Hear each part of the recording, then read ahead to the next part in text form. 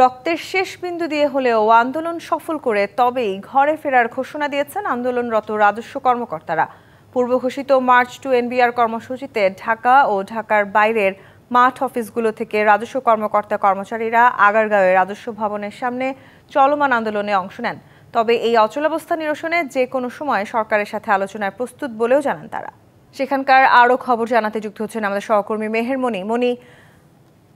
রাজস্ব কর্মকর্তাদের আন্দোলন চলছে, আলোচনার জন্য তারা প্রস্তুত, যে কোনো সময় তারা জানিয়েছেন। আলোচনার মাধ্যমে আসলে সমাধানের কোনো ধরনের আভাস আপনি পেয়েছেন কিনা?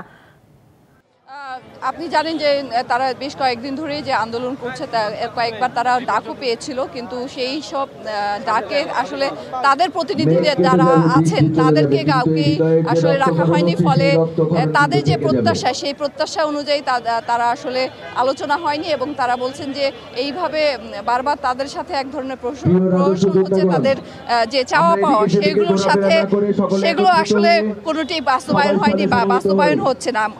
মূলত এই যে এনবিআরের চেয়ারম্যানের পদত্যাগের দাবিতে তারা যে আন্দোলনটি করছে সকাল থেকে, যে বৃষ্টিতে ভিজে রোদে পুড়ে, এটি এই জায়গায় এসেছে মূলত এনবিআরের চেয়ারম্যানের তার ভূমিকার কারণে। এই কারণে তার পদত্যাগ চাচ্ছেন। সানবিট সব দিবে সামাল। সানবিট ম্যাজিক প্রেস ডিশওয়াশিং এর মাথা ঘোরানো সলিউশন। আজকে আমরা জেনেছি যে সারা বাংলাদেশে যত কাস্টমস হাউস বা ভ্যাট, এই অফিসগুলো থেকে আসলে অচল হয়ে গেছে, কাজ করছে না।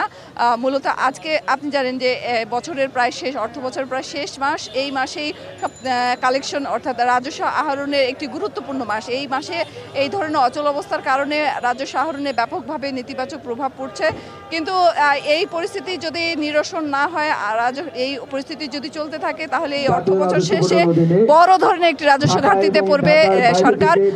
কিন্তু এই কথাটি বলেই তারা বারবার বলছেন যে তাদেরকে আলোচনায় বসার জন্য, কিন্তু এখন পর্যন্ত আসলে কোনো আনুষ্ঠানিক কোনো সাড়া পাওয়া যায়নি আলোচনায় বসার জন্য। একটু পরে তারা ব্রিফিংয়ে বসবেন 2:30টার দিকে।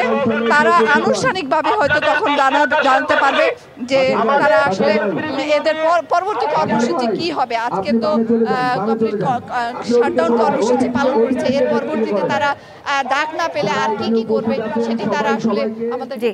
মনি, আপনাকে ধন্যবাদ। দর্শক, রাজস্ব কর্মকর্তাদের আন্দোলনে বিস্তারিত জানাচ্ছিলেন আমাদের সহকর্মী মেহের মনি।